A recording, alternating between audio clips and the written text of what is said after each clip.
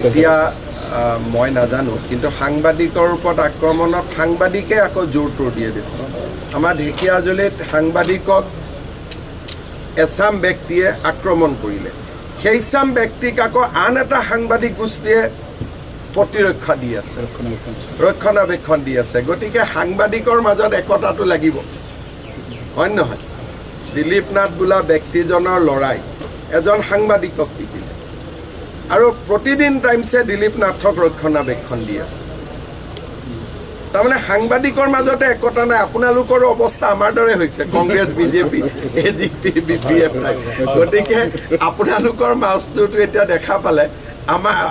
আমাৰ কিজানি কমেই এতিয়া আমি দুইটা বেলেগে ইলেকশ্যন খেলিম তথাপিতো ইউজিদা মই থিয় হৈ আছোঁ আমাৰ মাজত একতা বেছি আপোনালোকৰ মাজত একতা কম এতিয়া আছে একতা আছে একতা ক'ত আছে টিভিখন দেখিলে গম পাই যে একতা আছে পংকজ পাঠক আৰু মৰেল